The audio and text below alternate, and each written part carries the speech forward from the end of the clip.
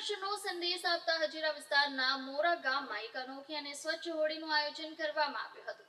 મોરા માયાવંશી સમાજ દ્વારા આયોજિત આ કાર્યક્રમમાં પ્રથમ વખત સંપૂર્ણ ઇકો ફ્રેન્ડલી રીતે હોળિકા દહન કરવામાં આવ્યું છે। પરંપરાગત હોળીમાં લાકડાનો ભરપૂર ઉપયોગ થાય છે અને તેના કારણે પ્રદૂષણમાં વધારો થાય છે। આને ધ્યાનમાં રાખીને મોરા ગામના મોરા માયાવંશી સમાજે એક નવતર પ્રયોગ કર્યો। આ વર્ષે હોળિકા દહન માટે લગભગ 600 કિલો ગોબર સ્ટીક એકત્રિત કરી ગોઠવવામાં આવ્યા હતા। આ સંપૂર્ણપણે કુદરતી અને પર્યાવરણને નુકસાન ન પહોંચાડે તેવા સ્ત્રોતમાંથી બનાવેલા કાંડાથી હોળી પ્રગટાવવામાં આવી હતી। આયોજકોના જણાવ્યા અનુસાર આ પગલા પાછળનો મુખ્ય ઉદ્દેશ પર્યાવરણની રક્ષા અને લાકડાનો વપરાશ ઘટાડવાનો હતો। ગોબર સ્ટીકના ઉપયોગથી માત્ર લાકડાની બચત નહીં પરંતુ પ્રદૂષણ પણ નહિવત થઈ શકે છે।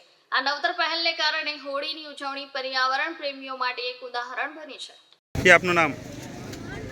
મારું નામ ધર્મેશ કંથારિયા, માયાવંશી સમાજ મોરા। આજે અમે 2026ની હોળી જે કરી રહ્યા છે એ ઇકો ફ્રેન્ડલી હોળી છે। મુખ્યત્વે પર્યાવરણ બચાવવું, લાકડાનો આપણે ઉપયોગ તદ્દન ઓછો કરીએ જેનાથી જંગલ ના કપાય, જંગલ સુરક્ષિત રહે।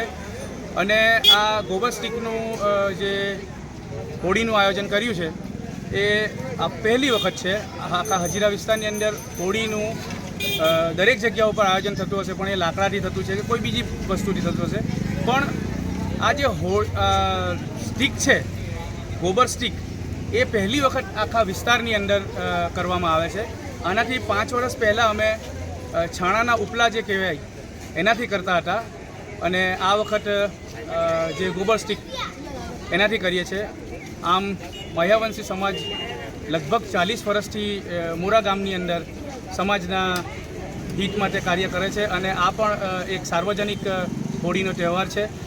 અને આ તહેવારમાં આપને સૌને અભિનંદન અને થેન્ક યુ।